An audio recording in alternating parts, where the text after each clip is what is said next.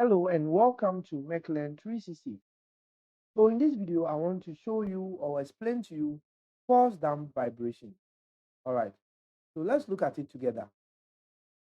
Whenever I say a pulse damp vibration, this is a system where there is an external force um, attached to the system's stiffness and then the damping coefficients. So how can I model this system? Let's look at the free body diagram. So let's look at the free body diagram. Now with the free body diagram, I will have a mass over here, and then there is a positive displacement here given in this direction, right? Now watch this. Because there is a spring and there's a damper here, this damper and this spring will try as much as possible to send my um, object back. So it's like if you give it a displacement in this direction, then this spring and these dampers will try as much as possible to bring it back. The spring force is kx and the damping force is cx dot, right? And then there is a certain force over here given by F of t. All right. So, of course, this is my mass. So I will apply Newton's second law, which says that summation of forces positive in the direction of motion will be mass times acceleration. So I'm going to get minus kx minus cx dot, minus because these two forces are opposite the direction of the positive displacement, and plus f of t to be equal to mx dot dot. If I rearrange this, I'm going to get mx dot dot plus cx dot plus kx to be equal to f of t. All right. Now, what happens is that this f of t that we are talking about is actually a force, which is actually a repeating force. But mostly we choose a harmonic force. So this is actually a repeating force. Then we will choose a harmonic force to do that for us. So if I say a harmonic force, a force which is of the form F naught sine omega t, all right, or F naught cosine omega t, that is actually a harmonic force. So harmonic force.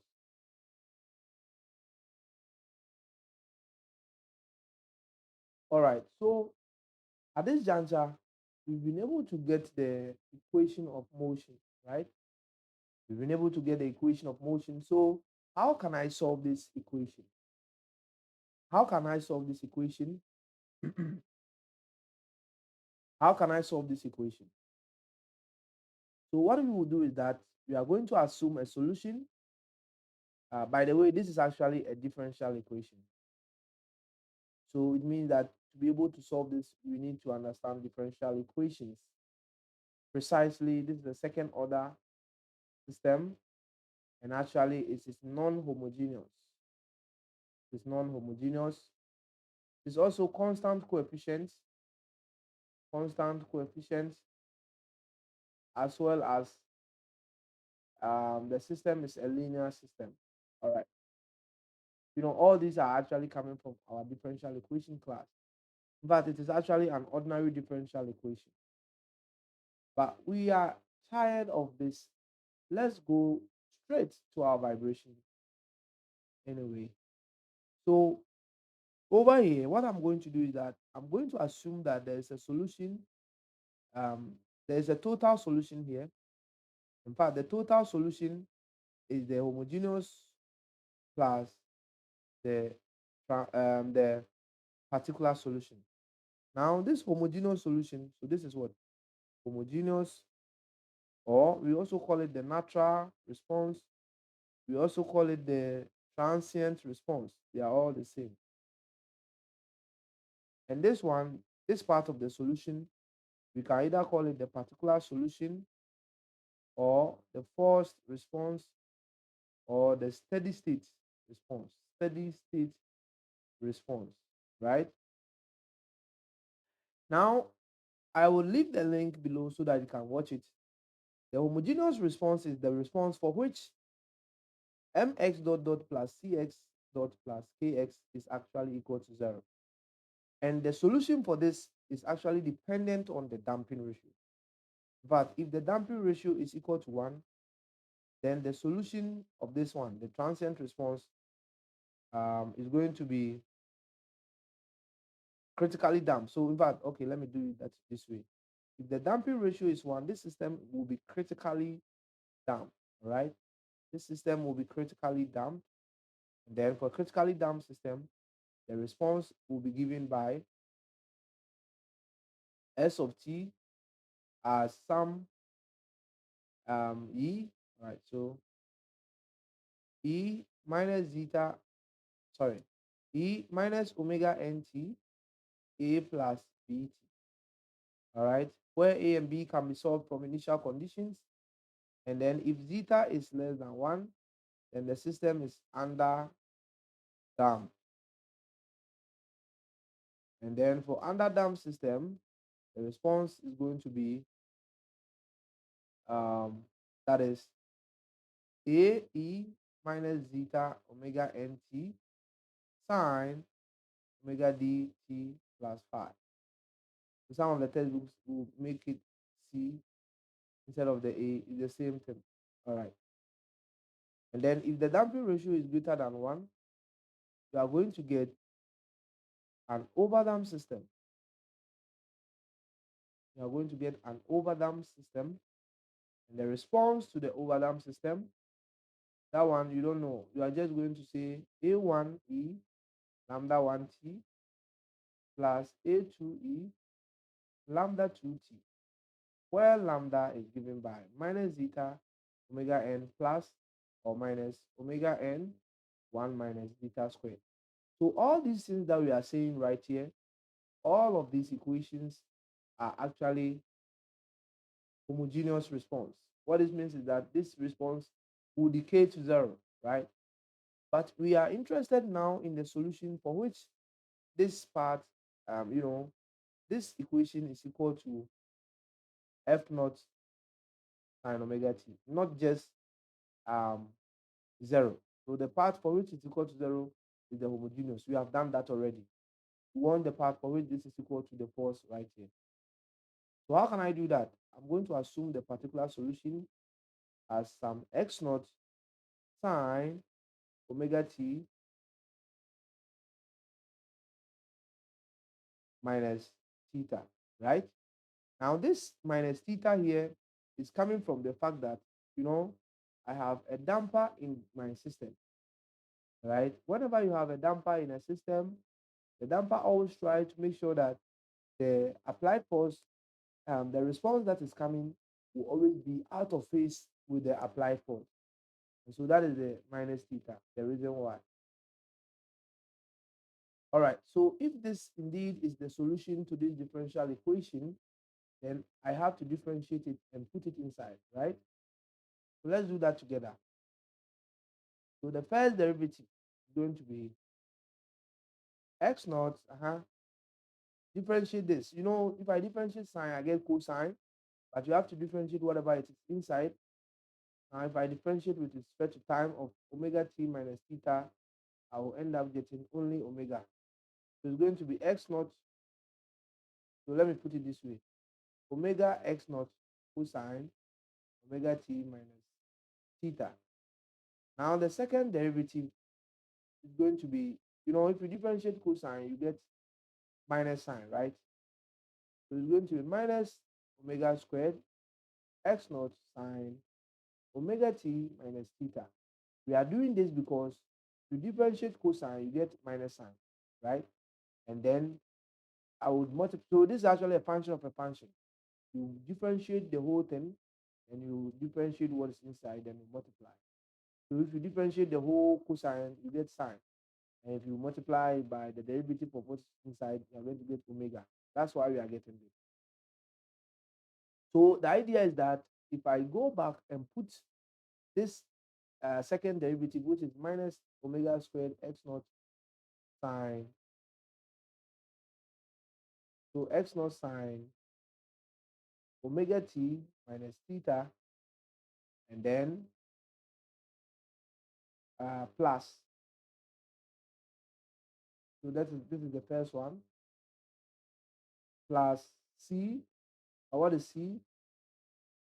All right, so C x dot is omega x naught cosine omega t minus theta.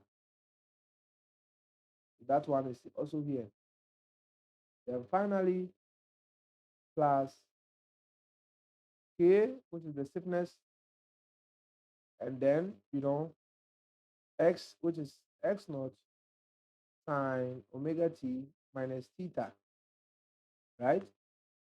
Then we are saying that this is equal to F naught sine omega t. Now, interestingly, to be able to solve this, you have to actually expand, okay? We are going to actually expand. Now, since I have sine omega t minus theta and sine omega t minus theta, let me bring it on one side. So x naught sine omega t minus theta, then I have k minus m omega squared, is that not it? Plus d omega s naught cosine omega t minus theta. And this is equal to what? F naught sine omega t. All right. Now at this juncture, you know what? What I'm going to do is that I'm actually going to use my trigonometric identities to open this up, right? So sine omega t from trigonometry, sine omega t this minus theta, sorry, is the same as what? Sine omega t cos theta minus what? Um, Minus cos omega t sine theta. And then also cos omega t minus theta is going to be what? From trigonometry. Going to be cosine omega t cosine theta plus sine omega t sine theta. In fact, these two are very important to know. These are coming from our trigonometry, right? Trigonometry. So we are going to substitute these values inside, right? Okay, let's start from the first part.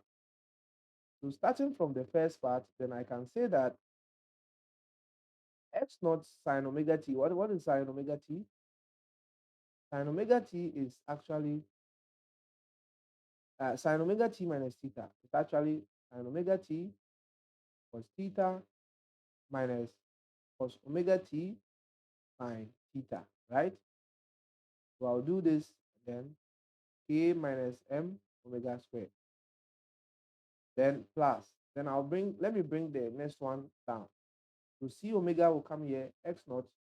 Then I'll open the cos omega t minus theta, which is this one, and the whole of this, right? So cos omega t cos theta plus sine omega t sine theta, right? That is what I have here.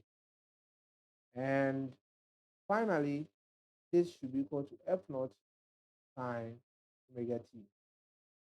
So over here, what I'm going to do is that I'm going to group all the terms with sine omega t one side and cos omega t one side. So let's do that. So this is what I want to do. I'm coming to group all the terms with sine omega t one side. Can we do that? Okay. In fact, okay, let me say x naught. Okay. So x naught sine omega t. Let's do that. Now, looking at this carefully, k minus m omega squared will have the coefficient of sine omega t and then cos theta. So I can say that k minus m omega squared, then I'll add cos theta here, right? It means that I'm trying to say that this has a sine omega t term, and then cos theta will come here. Then I'll go through again to see if there is a certain term with the sine omega t term. In fact, that is also So plus c omega s naught. He is also having the sine omega t, but he is attached to sine. So we are done with the sine omega t people. Now let's come to the cosine omega t squared, right? This is interesting, isn't it? So with the cosine omega t people, I'm going to get what? So um, let's do it together. Plus, okay? Let me bring it down. So plus, again, I'm going to do x naught cosine omega t. So looking at the cosine omega t, again, I have k minus m omega t, isn't it? I have k minus m omega squared. But he is, this time around, he is attached to what? Sine theta. So it's going to be k minus m omega squared. He is rather attached to what? Sine theta. You see, over here, the sine omega t, it was attached to cos theta. But cos omega t, it is now attached to what? Sine theta. And look at this, there's a minus sign here. So let's not forget there's a minus sign here. Then, is there any other guy who is with cos omega t? Yes, it's actually the c omega x naught. But this time around, he is rather with what? Cos theta. You see, so it's going to be plus c omega x naught. But this time around, c omega x naught is with what? Cos theta. Okay, so cos theta. All right. Now this should be equal to what? F naught sine omega t. This is interesting, isn't it? So having done this, over here we have been able to group the sine theta people one side, sine omega t people one side, and then cos omega t people to one side.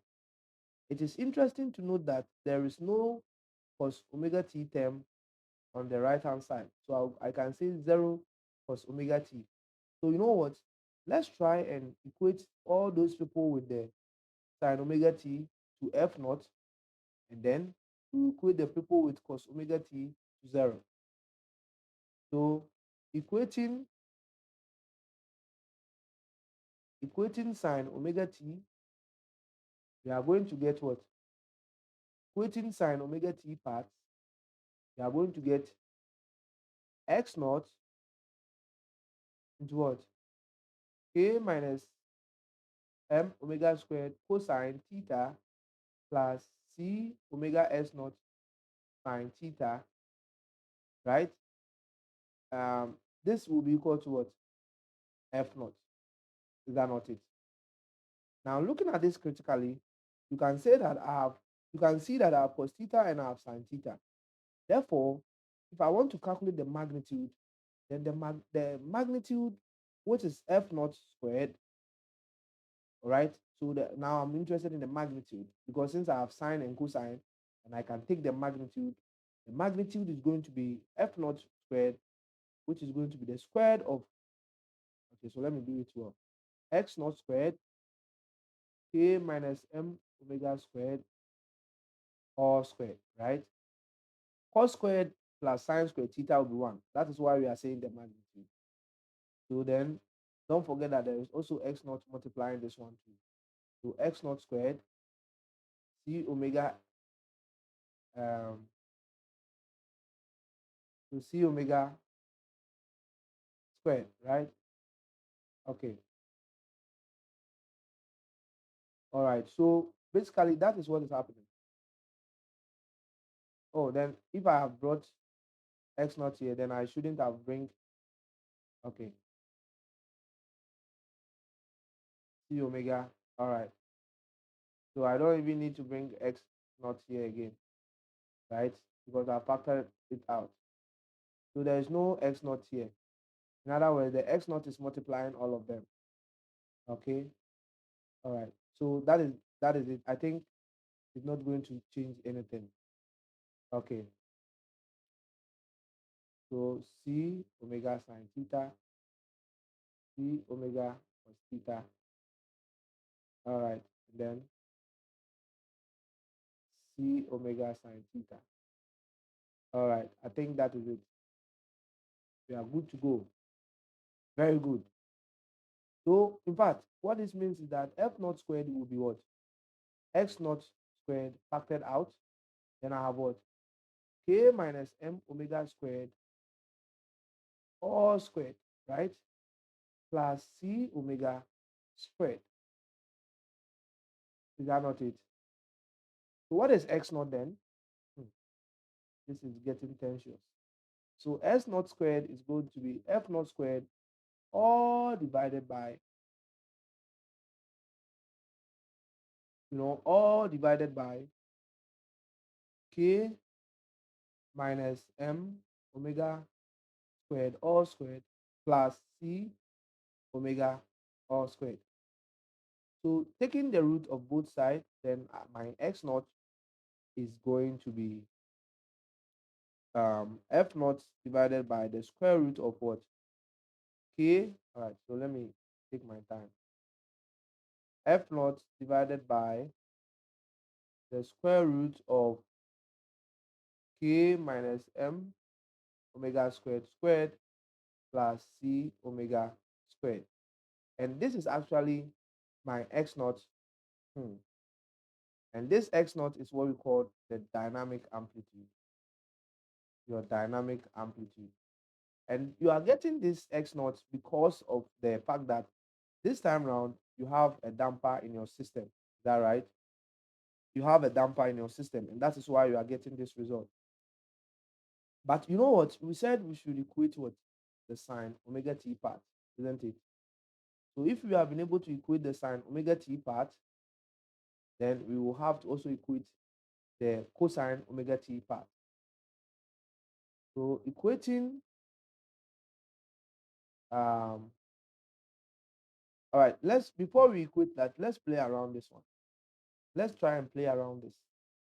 So let's divide through. Let's divide through by the mass, or m. Then we are going to get x naught as what? So f naught divided by this mass. Then I have what? Square root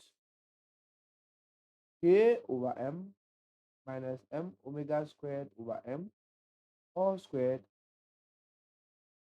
plus c omega divided by m squared, right? And this x naught, which is the dynamic amplitude, will be the small f naught, which is actually the dynamic force, the magnitude of the dynamic force divided by the mass. And then I'm going to get what? K over m is actually omega n squared. This m will cancel this m, then I have omega squared all squared plus what? C omega over m. And what is C omega over m? So C is actually 2 zeta omega n times m. If I divide this by m, then I'm going to get C. Okay, so this is C. Then I'll multiply this by omega. So this will cancel this. Then it's going to be 2 zeta omega n, 2 zeta omega n times omega, right? All right. Where omega is actually the natural frequency, and omega n is the natural frequency, and omega is the excitation frequency, right? Okay. Now let's divide this through. Let's go back and divide through by stiffness, K. Dividing through by K, I'm going to get, what am I going to get? So dividing through by K, I'm going to get x naught because f naught over K. So basically, I want to go back here, this equation. I want to divide through by K. And then I will divide this by what? All right, let me do it well. So f naught divided by K, or divided by K over K minus m omega squared over K squared plus C omega over K squared. Is that right? If I do this, the F naught over K is a parameter called the static deflection. Okay, we are calling this parameter here the static deflection. The static deflection. And then K over K is actually 1. And then M omega squared over K will give us what? So M omega squared over K, M over K is actually the inverse of the natural frequency squared, right? Therefore, this is going to give me omega over omega n, which is tau, so tau squared, all squared, all right? But tau is the frequency ratio, so we also call tau, which is omega over omega n, it is called the frequency ratio, frequency ratio. So we are just mentioning the terminologies, right? So that is the frequency ratio. All right. Now we are not done. What is C omega over K? C omega over K. So C is 2 zeta omega n times M. That is C. Then I am multiplying this by omega and I am dividing by K. But what is M over K? M over K is actually the inverse of omega n squared.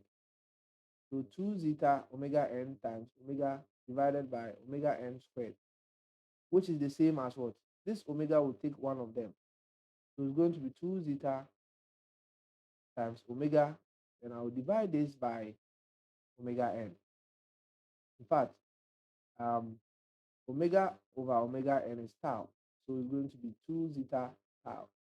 Therefore, C omega is actually 2 zeta tau squared. This is interesting, right? So what is my x naught? So my x naught is also the same as the static deflection divided by, I think there's a square root here. So divided by the square root of 1 minus the frequency ratio squared plus 2 zeta. Zeta is actually the damping ratio. So plus 2 zeta tau squared. Okay. And so all these three equations, starting from over here, starting from here, this is where we started from, our S naught, where we said, okay, this one, this is the from first principle. This is correct, right? And then this is also what we are now saying, and it's also correct. Okay. But this is actually the non-dimensionless form. Again, finally, let's talk about something called the amplitude ratio. What is the amplitude ratio? The amplitude ratio is the dynamic amplitude divided by the static deflection. So I'm going to get 1 over the square root of 1 minus tau squared plus 2 zeta tau all squared. And we call this the amplitude ratio. Amplitude ratio. Is that right? Now, over here, so it means we are, okay, so let me pause over here for this one. Then let's go back. You know, we equated the sine omega t part, but we didn't equate the cosine omega t part. So we are going to take all of this cosine omega t part and equate it to 0, right? So in other words, x naught, let me write it, or let me even copy it. So this is what I'm saying. We are going to do this and equate it to 0. Yeah, the whole of this. Okay.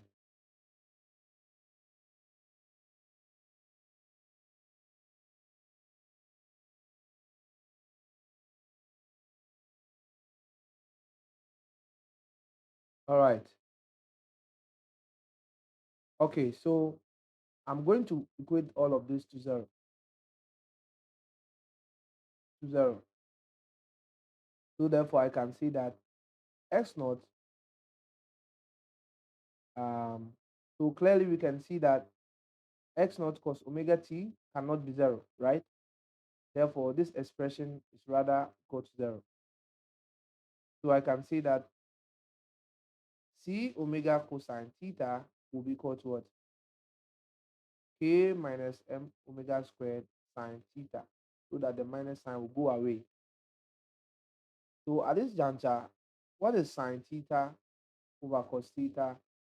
That is going to give me what? C omega divided by K minus M omega squared. So tan theta will be what? Tan theta will be C omega over K minus M omega squared. In other words, theta is tan inverse. So in other words, theta is tan inverse of C omega over K minus M omega squared. And this is actually the theta that we already said, when we were starting. When we started, we said x naught what? Tan omega t minus theta. So the x naught is what we have been able to find, right? This x naught here is what we have been able to find using the from first principles, dividing through by the mass, and then also using the stiffness, right? That is what we have been able to do. Is that right? And the theta that we said it is here, this theta, that is the theta we just found here. Dividing through by k, we can also say that theta is what? Tan inverse of C omega over K, then K over K minus M omega squared over K. And you must be able to show that this is the same as tan inverse of 2 zeta tau over 1 minus tau squared. And this represents the theta. The theta is actually called the phase angle. All right. So basically, when I say the total response of a forced damped vibration, the total response is the homogeneous plus the particular. Okay. But the homogeneous will depend on the damping ratio. Okay. So the homogeneous will depend on the damping ratio, whether it's critically damped, whether it's underdamped or overdamped. That is where the homogeneous response is coming from. But the particular response will be all the time of the form delta. So I'm using the static deflection approach divided by 1 minus tau squared plus what? 2 zeta tau all squared sine omega t, all right, minus theta, where theta is tan inverse of 2 zeta tau over 1 minus tau squared. Is that right? All right. So that is actually the end. But before we go, let me try to show you some response of the graph. Okay. All right. So let's look at some graphs over here. You can clearly see that this is actually the frequency response. And what happens? Look at this line here. And this line corresponds to the frequency ratio at 1. Okay. So, if I put the frequency ratio to be 1, that is to say that my frequency ratio is 1. So omega equals omega n. We experience the maximum amplitude, the largest amplitude. However, these curves represent the damping ratio. And then, as I try to increase the damping, getting to 1, you can see that there is a steepness. The curve become more steeper and steeper and steeper, right? And so that is actually the value of the damping ratio. The more you increase the damping ratio, the more you reduce the vibrations, the amplitude of vibrations, right? But we are trying to say that this vibration is infinite at exactly the frequency ratio plus 1. And this is what we call the resonance, okay? The resonance. Okay. So this is also one of the graphs, all right? This is also one of the graphs. And this is actually talking about the phase, okay? The phase. When we say the phase, we are talking about angles, okay? So watch this. If tau is 0, what will happen? If tau is 0, okay, let me write it here. Static deflection divided by, okay, let me divide it through 1 over square root of 1 minus tau squared plus 2 zeta tau squared. But this is actually what we call the amplitude ratio. This one. This is what I'm talking about right now. We want to look at the graphs of the amplitude ratio and then the frequency response. Okay. We are saying that as soon as tau is 0, put tau equals 0 here. What will happen? As soon as tau equals 0, then we expect that um you know as tau equals 0 and then the frequency response is exactly 1, we expect that our amplitude becomes infinite. Okay. Oh, sorry. As tau equals 0, we expect that our frequency response is 1, right? Why is it so? 1 minus tau squared. So if tau is 0, I'm going to get 1 over 1, right? So basically, what we are trying to say is that if the frequency response is 0, then I'm going to, if my um, a frequency ratio is 0, then I expect that I'm going to get x naught over delta as exactly 1. We are just trying to describe this equation. We are just trying to describe this equation. And as tau approaches infinity, my this x naught over delta approaches 0, right? So as tau approaches infinity, you can clearly see that as tau, so this is where the 1 is also coming from. Okay, so all the equations was trying to describe this graph. Okay, we are trying to plot this, and we are saying that as tau increases to infinity, as tau increases to infinity, I'm almost getting 0. The amplitude ratio, which is x naught over this, is almost becoming 0. Okay, so everything that we have here is actually trying to describe the equations over there. And in fact, all these are actually equations describing the graphs. And I will do a separate video where I'll look at what we call the quality factor and then the bandwidth. Quality factor and then the bandwidth, or sometimes called the kill factor. So the kill factor and then the bandwidth. All right, but for now, I want to end here. Thank you very much for watching.